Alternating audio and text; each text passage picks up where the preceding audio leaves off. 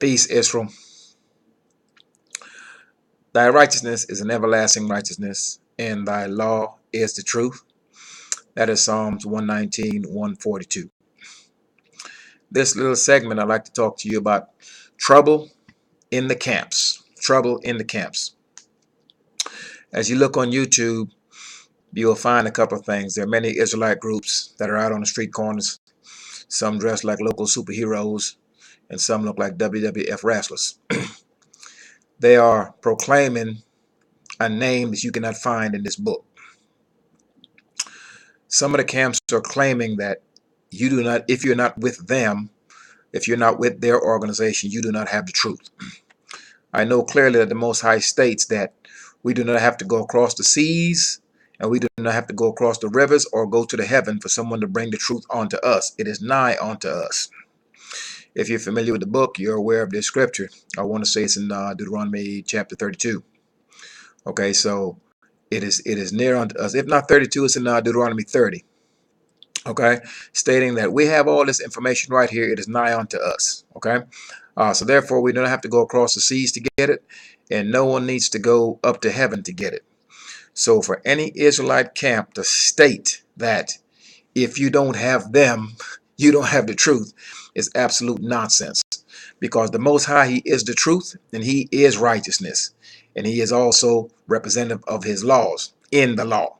So therefore, if you have the Most High, you have His laws. Okay, it's very simple. So there's no way an Israelite camp is going to actually get out here and tell anyone that's reading this book and understands this book that if you're not with them, you do not have the truth. If you are in possession of the Most High's laws, i.e. this book, you have the truth. You just have to discern what is truth and what is not within the book. Okay, and that's it. So any Israelite camp telling you that if you don't have them, you don't have the truth, you ought to not believe that. Okay, because the Most High's laws are nigh unto you. It's within this book. Secondly, many of them are wearing this, what they call a Star of David. Now, I've combed through this book carefully. I have not seen anywhere anything mentioned that David had a star. I have not seen it. If you have, please put a little comment at the end of at the bottom of the box and let me know where I can find that. I haven't seen it. I've seen the Star of Moloch. I have not seen anything where David ever had a star. Does not exist. And if it does, I need you to point that out to me. Secondly, they're speaking of someone, they have pretty much turned the Jesus figure into a black person or a brown person, however you may care to put it. It's still an idol. The Most High said His son is Israel. That's it. No one trumps that. He doesn't become someone else. Okay, so the Most High said clearly in Deuteronomy 30 that He will return and gather us out of the nations where He had scattered us. He never said He was sending anyone. He never mentioned that we needed to be baptized by anyone. So all of this is nonsense. So you have to be mindful of these camps who are pretty much speaking and teaching idolatry and mentioning names that you cannot find in this book. You also have camps who are claiming that they will be allowed to rape people and pillage people. Grown men saying this, which makes absolutely no sense. This is a crime. Raping is a sin. It's in this book. So the fact that righteous men of Israel is going to actually be out raping women, there's no such thing. It's not happening. Okay, so if you're listening to these camps, you're being led astray. And you ought to go into this book for yourself and read it. You have some other camps who all of a sudden they are bishops. At no time can you find anything about a bishop in this book. Okay, now bishops and cardinals, etc., these are all positions that's within the Roman Catholic Church. They are idolaters. And every church that you see on the face of the earth are nothing but spin-offs of the Roman Catholic Church. These are idolaters, and they speak to idolatry. They worship what is the image of a man. They kiss crosses made of gold, silver, and wood. Read Deuteronomy 4 carefully, and you will see we were not to worship anything or make the image of anything that is on the face of the earth. I don't care if it's a lemon. Okay? And we were specifically warned against the image of anything male or female, that we were not to worship unto it. And that's what they do. So you're to be mindful of that. Some of the camps out here, like I said, there are also they have these GoFundMe accounts, etc. Some of them are charging you for classes for you to learn this book. Look, if you want to learn this book, all you have to do is start at Genesis. Read, don't skip any pages, don't skip any names. Take your little notes, get your little highlighter, start at Genesis, finish at Malachi. The first trip through, you will not understand everything. By your third trip through, fourth, fifth, sixth, seventh, eighth, by the time you've done that over and over again, you will clearly have a picture of what's going on. But I know by the end of your first trip, by the time you get to the end of Isaiah, you'll understand clearly that the whole Jesus story is a lie. So do not be fooled by these camps who are all of a sudden they're giving themselves titles such as Bishop such and such. There's no bishops in here. I've not seen one. Okay? And they're worshiping names and telling you that some son is coming back to save you. You can't find anywhere in that book where some son is coming to save anyone. The Most High made clear that his son is Israel. That does not change. Most High doesn't lie and he does not change. So there's beef in these camps. There are some of them who are making I wouldn't say, you can say it a prophecy, because if you make a date, if you're going to date something and say something is to come to pass, and you're going to say that the Most High showed it to you, and this thing does not come to pass, it's clear that the Most High didn't show it to you. So you've got those who are making these bold predictions. The Most High showed me this, and they're wrong. Now, if you're wrong once, the Most High didn't show it to you in the first place. You cannot find in this book where anyone at any time made a claim that the Most High showed them something and they were wrong, let alone being wrong 2 or 3 times trying to predict or prophesy the same thing.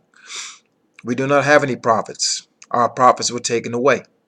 So therefore no one has the ability to prophesy anything in the house of Israel at this point in time. For the simple fact that when we had our prophets, we did not listen. So the only access we have to prophets right now is through this book. We are to read of them and we're to follow the instructions that was given unto them. For when we had prophets, and when the Most High spoke to us with his own voice, we did not hearken. So therefore we do not have any prophets, and we do not have any leaders. That's why our leaders are sellouts. Our leaders have been taken from us, so have our prophets. So we're to be mindful when someone starts to prophesy or claim to prophesy something. They're going to be wrong. And they may try to justify it one way or another, but the Most High is not revealing anything to any man, and that man reveals it to the people, and he is wrong. If he is wrong, the Most High did not send him, and no one is to be fearful of him. So be mindful of that. Look for the camps that has the GoFundMe accounts and the buy a lesson accounts. For you to understand this lesson, you have to pay X, Y, Z so you can access this class. At no time is Ezekiel or any prophet or any priest ever charging the Most High for instruction. Not charging the Most High, charging the house of Israel for instruction. The house of Israel at no time from its priest, from its prophets, ever had to pay to understand anything pertaining to the law or pertaining to the Most High. So when you come across anyone or any camp that's charging you for a lesson, you ought to be cautious of that. What you should do is get into this book yourself, read and study for yourself, ask the Most High for guidance, ask the Most High for wisdom and understanding. Read it for yourself. There's nothing that this man has access to or these camps have access to that you do not. You want the truth? The truth is the Most High's law. Look in your book, it's there. So you do not have to be part of their camp to gain an understanding of this book or of the Most High and His Word. Simply go to this book, commit yourself with your heart and soul, and read it and study it. And once you gain an understanding of it, follow it. Okay, and then you're going to start seeing those blessings come onto you, and you will start to understand more and more each day. Okay, and the more and more when you read it. But don't fall for the fact that you have to be with some camp, and if you're not with them, you don't have the truth, and you have to send money to anyone.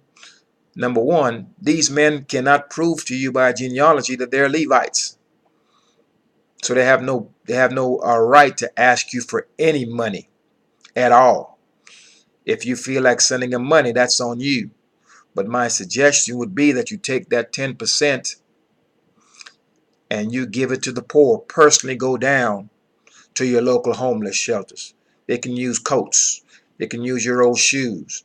They can use groceries. You take that money, you can go buy food and take it, and you can personally feed the poor.